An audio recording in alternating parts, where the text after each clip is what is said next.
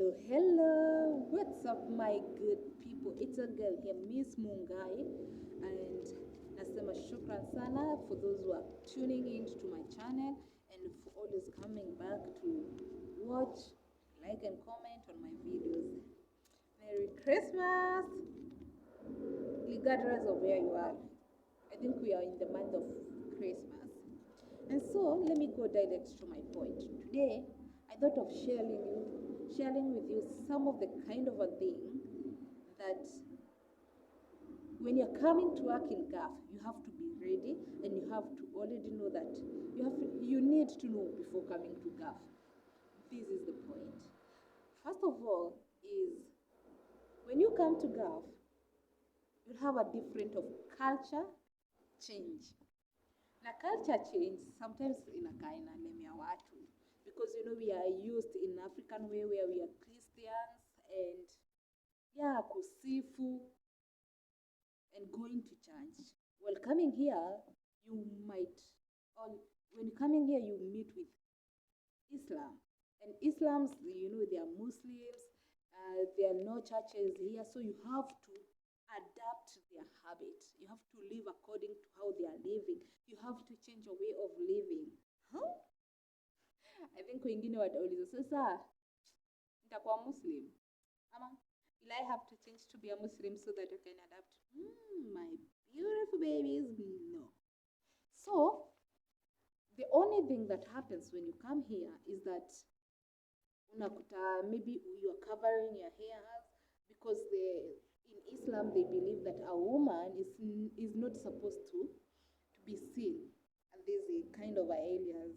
So you have to maybe sometimes when you're going out on habayas and when you're inside working, sometimes you might find yourself covering your head. So that is the first of the thing you need to understand is about culture. The next thing, it's food. Food, my baby. Food.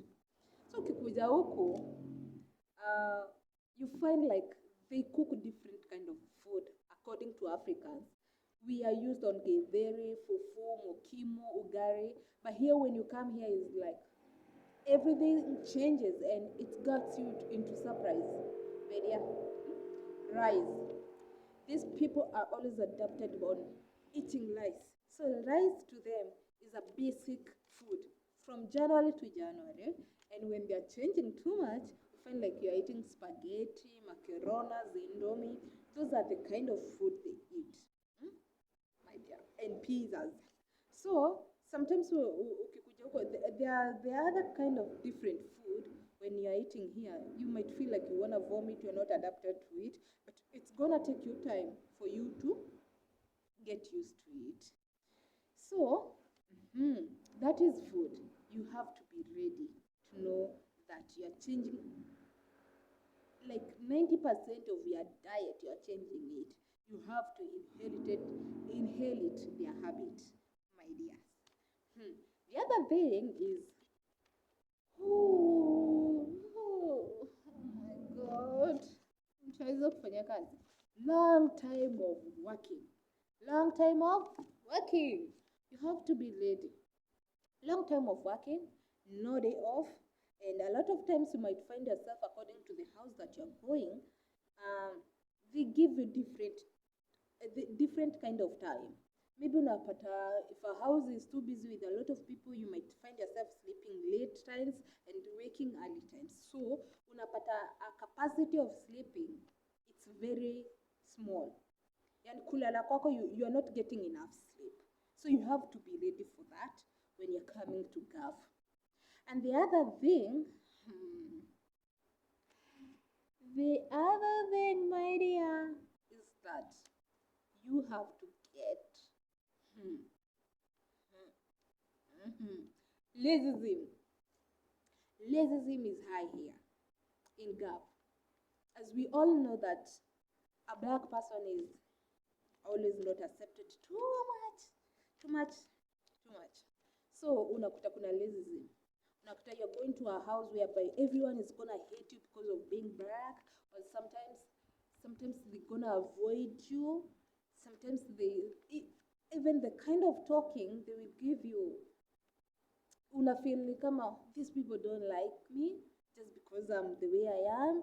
My dear, you have to be ready, and you have to keep your mind busy, and you have to train your mind to be ready for it, because it happens sometimes, although not too much, but it happens. So before atanisahau, I was supposed to forget. Ah, kindly, if hapo tumefika umebambika na story, so let's just keep pushing each other and supporting each other. Just give me a thumbs up, like, comment, and subscribe to my channel so that you may get notified whenever I post a new video. The other thing is like being lonely. So when you come to Gav, you find yourself like you have left behind your family, and when you come here, maybe you are a particular house that you're working, yuko two mates, you're all alone. So utakuta you're getting some lonely mind feelings. Unakuta you're lonely a lot of the times. You have no one to talk to. You can't watch TV, and maybe if you're lucky enough to have a phone, it will keep you busy. So loneliness, be ready for being lonely, because you are leaving behind everything that you are doing. No going out, no mingling, no outing, no dates. You see, the freedom that you used to have in Africa or in your home, you'll not find it here. So you have to be ready to sacrifice your time and your mind, your life purposely. You have to know that no friends or no company. Sometimes you have to always to be lonely. You have to be ready for that, my dear sweetheart. And hebu acha kwanza nikunywe tu maji before we continue. Forgive me, my friends, for that. Sometimes. Okay. Another thing is climate change. You have to be ready for climate change, because here a lot of times we have climate change, and it comes twice in a year. Unakuta tuko summer, unakuta tuko winter. And when the summer comes, it's so hot.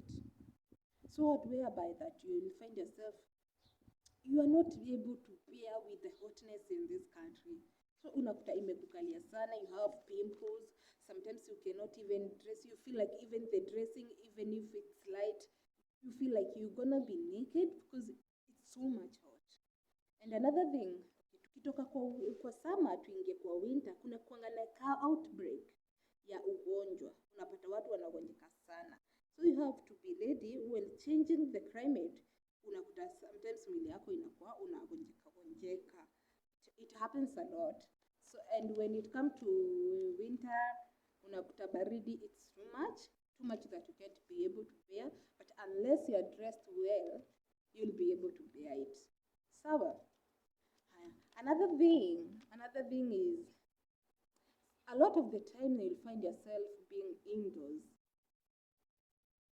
Unless you have a good madam or a good family that is gonna be taking you out whenever they're going out. A lot of time you find yourself you're indoors. So be ready to train your mind like no freedom. Your freedom is cut short, and for you're used on freedom. You're used to being in a country, you got freedom, you can go wherever you are.